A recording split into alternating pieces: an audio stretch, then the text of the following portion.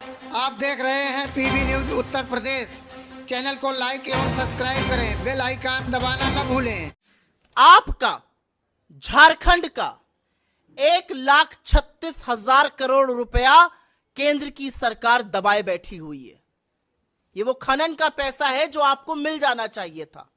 और मैं कुछ आंकड़ों के माध्यम से आपको बता देती हूं कि अगर यह पैसा झारखंड को मिल गया होता तो झारखंड की सरकार इससे क्या क्या कर सकती थी। यह पैसा तो हम लेकर रहेंगे और ये सारी चीजें हम करके रहेंगे, लेकिन 1,36,000 करोड़ अगर हमारा बकाया ना होता केंद्र सरकार के पास और केंद्र सरकार को यह पैसा हमें मिल गया होता केंद्र सरकार से, और आज मोदी जी आए हैं तो हमारा तो एक ही नारा है, मोदी जी आए हैं तो देकर भी जाइए, हमारा बकाया ही देते जाइए, कुछ और ना दीजिए। अगर ये 1,36,000 करोड़ रुपए हमें मिल गए होते तो हम 42,500 छात्रों को 5 साल के लिए स्कॉलरशिप दे सकते थे। 5 साल के लिए 42,500 छात्रों को। अगर ये 1,36,000 करोड़ रुपए हमें मिल गए होते तो हम करीब करीब 3 लाख छात्रों को एकलव्य प्रशिक्षण योजना 70 साल के लिए दे सकते थे। अगर ये 1,36,000 करोड़ हमें मिल गए होते तो जल जीवन मिशन के तहत पेयजल की समस्या जड़ से समाप्त हो गई होती। अगर ये 1,36,000 करोड़ रुपए पर कुंडली मारकर केंद्र सरकार हमारे पैसे पर ना बैठी होती तो 42,500 छात्रों को जो फॉरेन भेजकर, जो विदेश भेजकर पढ़ाने की छात्रवृत्ति है वो मिल गई होती। अगर यह पैसा 1,36,000 करोड़ जो हमारा पैसा हमें मिल गया होता झारखंड में तो 68 लाख किसानों का 2 लाख रुपए का ऋण माफ हो गया होता। 68 लाख किसानों का 2 लाख तक का ऋण माफ हो गया होता अगर केंद्र सरकार ने हमें यह पैसा दे दिया होता।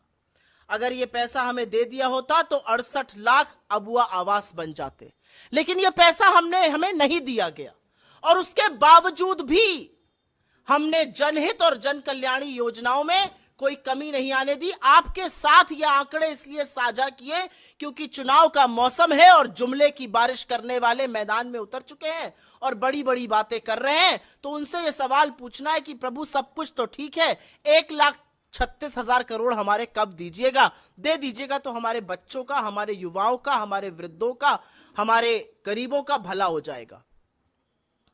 मैं यहां आने से पहले बीजेपी का घोषणा पत्र पढ़ रही थी। ये वही बीजेपी है जिसने 500 का सिलेंडर राजस्थान में देने की बात करी थी। मैं उत्तर प्रदेश से आती हूं, आपका लगा हुआ राज्य है। उत्तर प्रदेश में कहा था हर होली हर दिवाली फ्री सिलेंडर मिलेगा। कितनी होली कितनी दिवाली बीत गई, फ्री सिलेंडर नहीं मिला, सिलेंडर का दाम 1000 के पार करा दिया। अब कह रहे हैं यहां पर 500 में सिलेंडर देंगे। अरे पहले राजस्थान में दे दीजिए, 6-7 महीना 8 महीना हो गया सरकार बने हुए। मैं पढ़ रही थी यहां पर रोजगार की बात कर रहे हैं। अरे 2 करोड़ जो सालाना रोजगार बनने थे अभी तक 11 करोड़ बन जाने थे, उनका क्या हुआ? यहां पर बात किसान के हक की हो रही है। एमएसपी की कानूनी गारंटी पर 750 किसानों की शहादत पर चुप रहने वाले, कानून ना बनाने वाले यहां पर किसानों की बात कर रहे हैं। किस मुंह से आके झारखंड में आप बात करते हैं?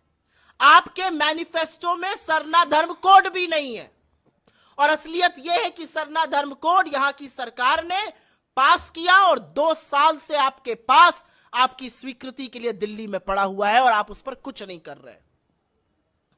आपने लगातार सीएनपीटी को लगातार कमजोर करने का काम किया है, जिससे आदिवासियों पर, वंचितों पर, शोषितों का आप शोषण कर सकते हैं। असलियत यह है कि आपकी सरकार ने आंगनबाड़ी में बच्चों का बजट आधा किया था।